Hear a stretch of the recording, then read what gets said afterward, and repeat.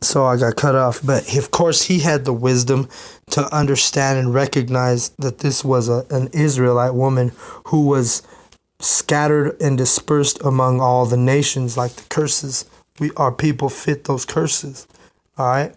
So now we're going to go back to read Matthew's account of the same story. All right. And it's going to be Matthew 15, start at 21. Okay, let me go to it here in the book too. So Matthew 15 and 21. And it basically reads, let's see. Okay. Then Yahushua went thence and departed into the coasts of Tyre and Sidon. And behold, a woman of Canaan came out of the same coast and cried unto him, saying, Have mercy on me, O Yahweh, O Lord, thou son of David. My daughter is grievously vexed with a devil. But he answered her not a word. And his disciples came and besought him, saying, Send her away, for she crieth after us. And that happens to us at camp. You know what I mean? Like sometimes other brothers are like, hey, man, this is a freaking Edomite. Don't even deal with him. But then as we keep teaching, then one of the other brothers will be like, hey, this dude might be an Israelite. You know what I mean? So that's what happened right here.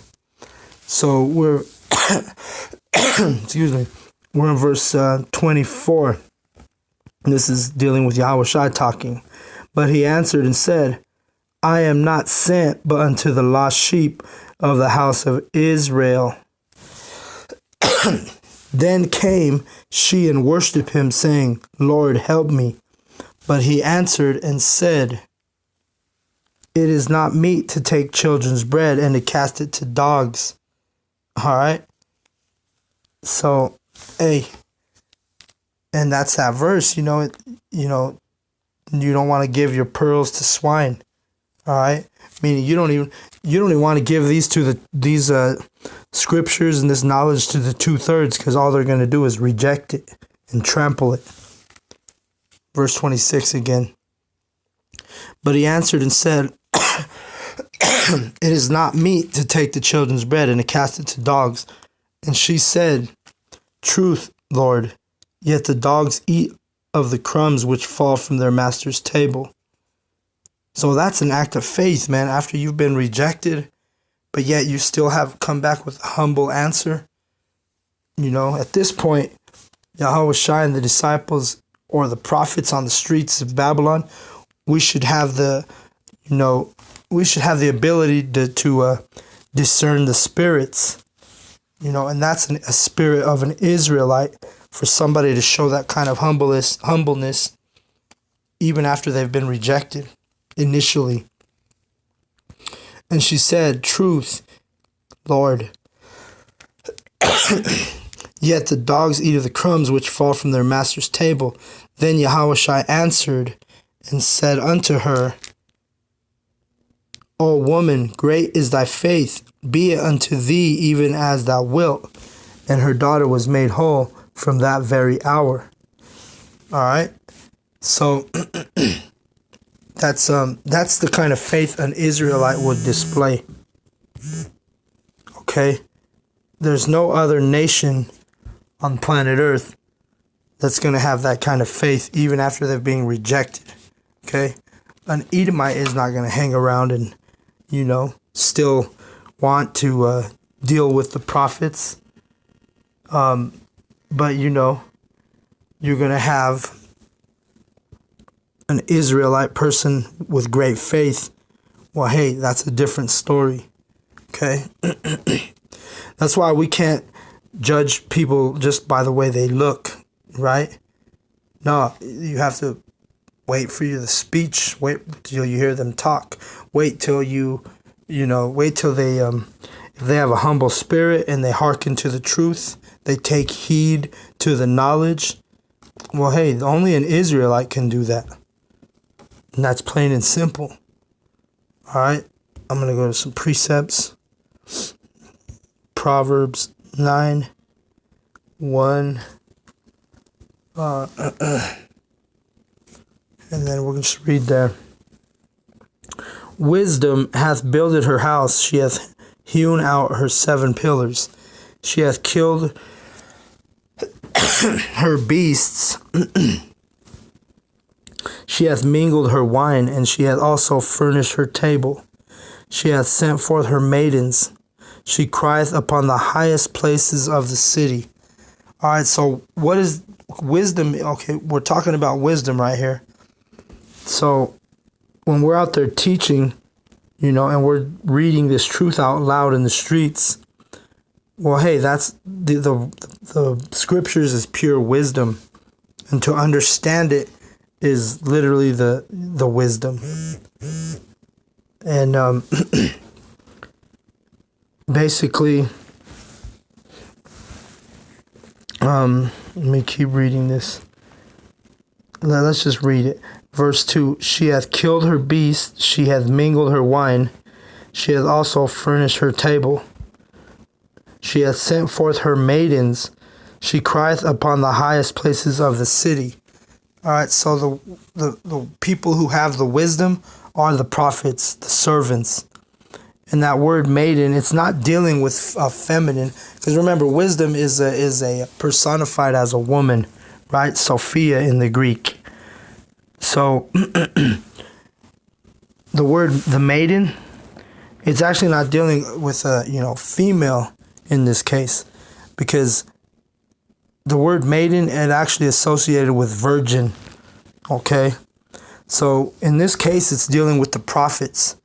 So let's read it again, verse 3. She hath sent forth her maidens, she crieth upon the highest places of the city. All right, so who's crying out in the cities?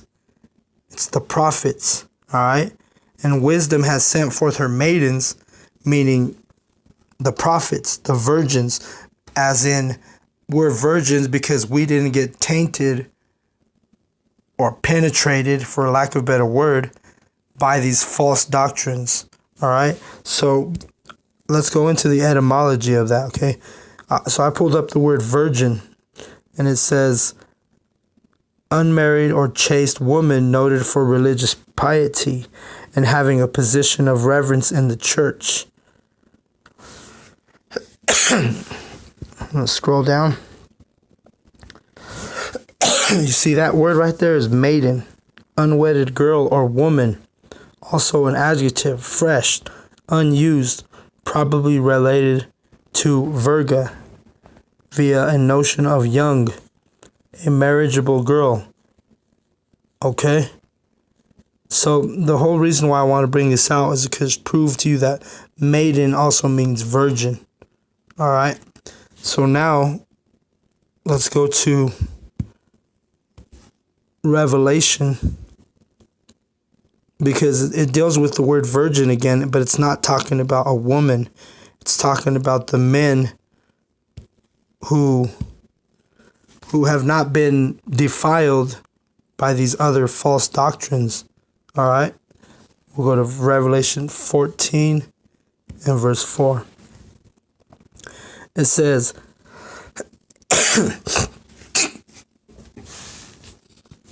we'll just start at 3. Revelation 14 and 3. And they sung as it were a new song before the throne and before the 4 beasts and the elders. And no man could learn that song but the 144,000 which were redeemed from the earth. Right? And that song is the Bible, talking about the elect.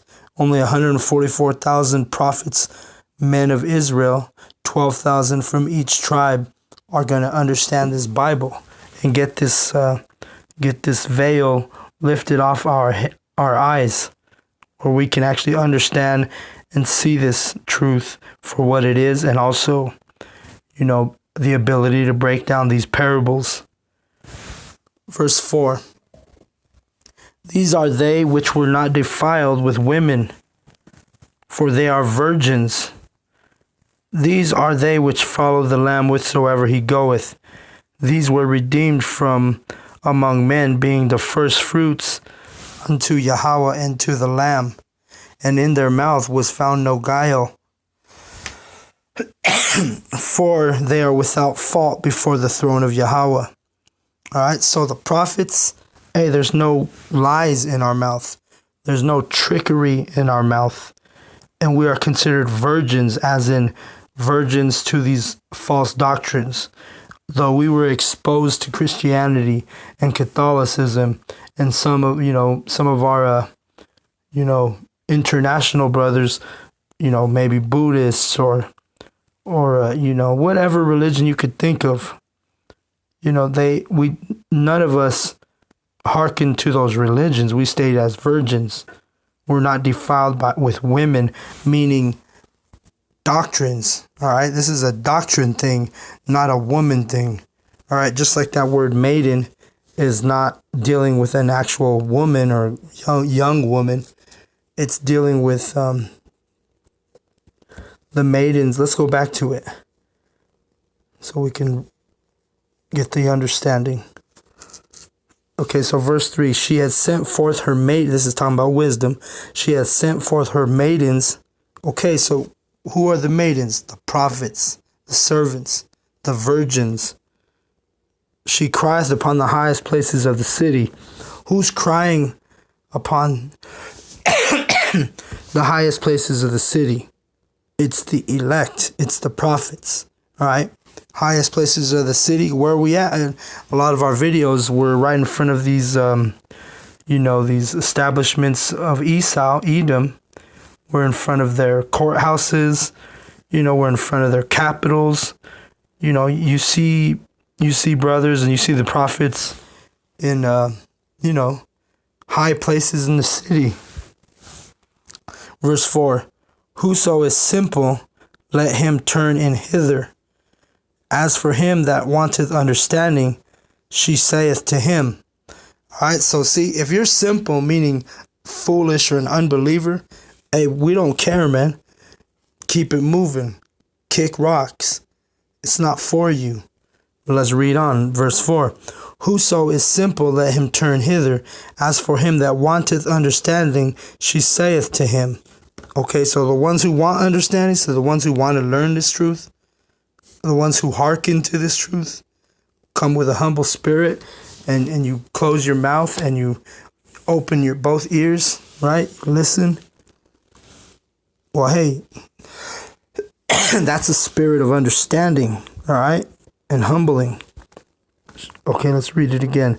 The end of that. And wanteth understanding, she saith to him, verse 5, come eat of my bread, meaning the bread is the verses, right? These are the scriptures. And drink of the wine which I have mingled. All right, the wine is the doctrine we're bringing, right? The true doctrine. You weren't subject to the false doctrines. You stayed a virgin, all right? Even if you were in Christianity or Catholicism or whatever, Muslim, Buddhist, whatever it was, you didn't go all in on that thing. No, Yahweh brought you out of it, and you drink of the true wine, which is being poured out on the street corners of Babylon and among all the cities and nations where we have been scattered. All right. Verse 6, forsake the foolish, meaning forget the unbelievers. Who gives a shit about them? And live and go in the way of understanding. All right. We're in 2020. We have no time to sit there and minister to an unbeliever. All right. All he's going to do is scoff, mock, and that's what we read about earlier. Casting your pearls to the swine. That's useless. All right. Number 7. He that reproveth a scorner getteth to himself shame. He that rebuketh a wicked man getteth himself a blot. Verse 8. Reprove not a scorner, lest he hate thee. Rebuke a wise man, and he will love thee. Verse 9. Give instruction to a wise man, and he will be yet wiser. Teach a just man, and he will increase in learning. All right, because we know this truth is not for everybody. Okay? But the people that take the time to listen, take the time to, you don't come in with your vain opinion. No, but you listen. And hey, that's a spirit of of someone who could be saved. All right.